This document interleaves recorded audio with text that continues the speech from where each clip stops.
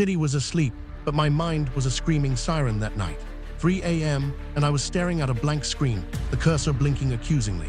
The project, my big creative dream, something I'd poured fragmented hopes into for months, was due in 2 days, and it was barely a quarter finished. Cold, familiar dread tightened around my chest, not just from the deadline, but from the crushing weight of knowing I'd let myself down again.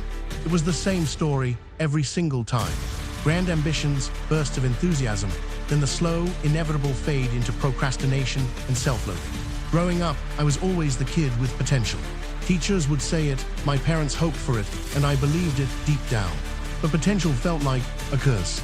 It meant I was always almost there, always on the cusp of doing something great, but never actually seeing it through. My desk was a graveyard of unfinished ideas, half-written scripts, learning manuals for software I never mastered, business plans that never left the notebook. I yearned to create, to build, to achieve, but the enormity of starting, of committing, always paralyzed me. The fear wasn't just of failing, it was of succeeding and then having to maintain that success, of living up to the expectation. It was easier to stay in the comfortable purgatory of almost. This pattern had seeped into every corner of my life. Small household tasks felt overwhelming. Personal goals like getting healthier or learning a new skill would begin with a bang and end with a whimper. I chased quick fixes, seeking out the next motivational speaker or productivity hack, hoping for some magic bullet that would transform me overnight. But the magic never came, because I never truly applied anything consistently. I was stuck in a loop, watching my own life unfold with a sense of helpless frustration. That particular night, something snapped. Not a dramatic, Hollywood movie kind of snap, but a quiet, exhausted resignation. I was so tired of my own story. I closed the project file, not in defeat, but in a sudden, desperate search for anything different. I stumbled across a short article, something incredibly simple about breaking down tasks, and it mentioned the power of just 5 minutes. 5 minutes? The idea felt almost insultingly small. How could 5 minutes make a difference when I needed days of focused work? But then, I thought, what if it could?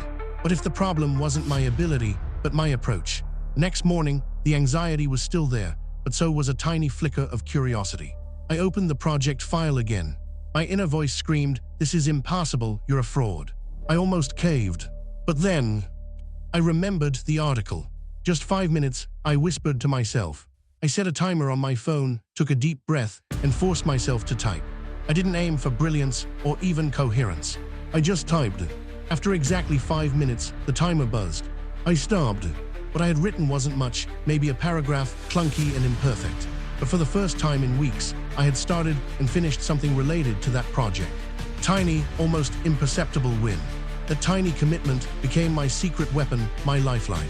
The first week was a battle.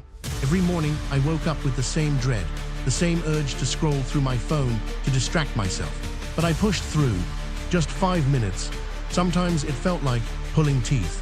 I'd stare at the screen, willing words to appear, feeling completely empty. Often, those 5 minutes produced nothing worthwhile. But I showed up. I honored the commitment.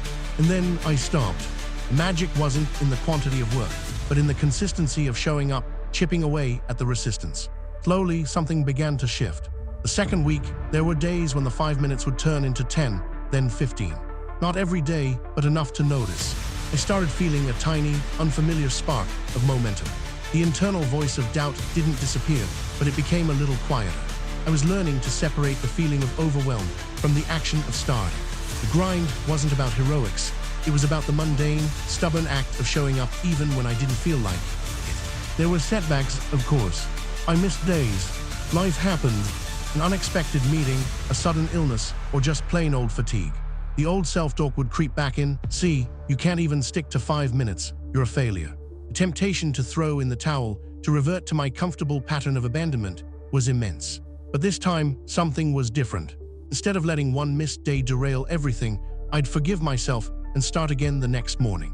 Okay, yesterday didn't happen, but today, just 5 minutes.